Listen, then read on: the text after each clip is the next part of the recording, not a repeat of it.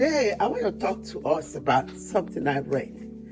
I've been reading this passage forever, but it just occurred to me, when the Lord changes a verse that you knew and drops a message for you. That's what happened to me today. So I was reading the book of Genesis, chapter 26. And we know the stories about servants digging wells, and the servants of Abimelech. Servants were like, this is our water. Everywhere that Isaac's servants found water, it looks like Isaac's profession was well digging. So that was all he was doing. But when the servants of Abimelech took any well, they would just leave it. He said, go find well some other place. And they kept doing that until they got to the one he called Rehoboth. Recently some ministers have been talking Rehoboth, and it never really, I followed and read the passage, but it hits me today that we all can have our Rehoboths.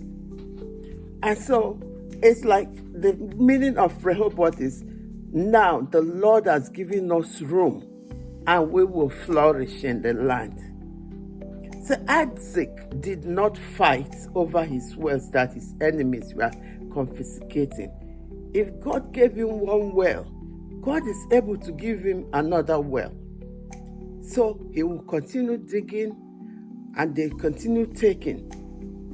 And he didn't change his career and say, okay, digging well is not it. I have to go look for something else to do. But they needed the water to water their flocks, to water their gardens, until he dug this one and nobody contested it with him.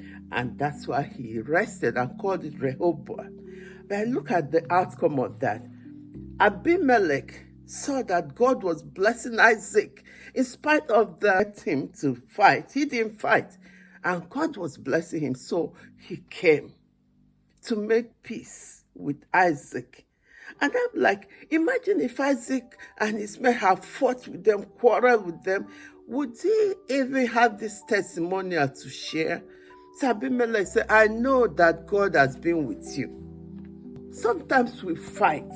When God give us something and somebody else tries to take it, we want to protect or do God's work and fight. If God gave me something and somebody thinks he's taking it, isn't it the giver's responsibility to get it back for me?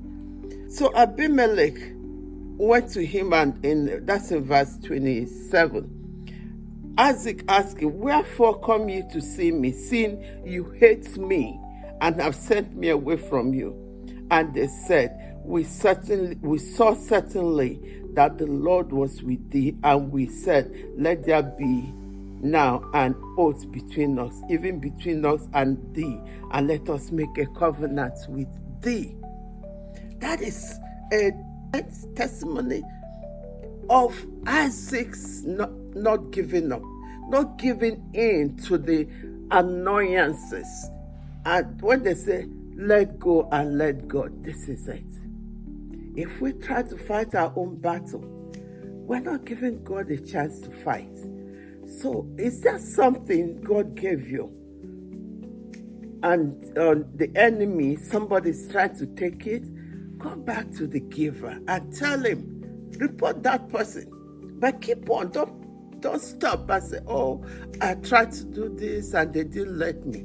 But go back to the one who gave it to you. He's able to continue giving you until you hit your Rehoboth. And guess what happened? After they made peace, the men, Isaac's men, dug another well, found another water, dug another well, and they named it Sheba. And that's why a city grew out of that, Beersheba. What a blessing. We deny ourselves of blessings if we start fighting. Don't fight. Okay, I'm just saying this to encourage us to remain, to to let our lights, this is what it says, our lights so shine before men that they may see your good work and glorify your Father in heaven.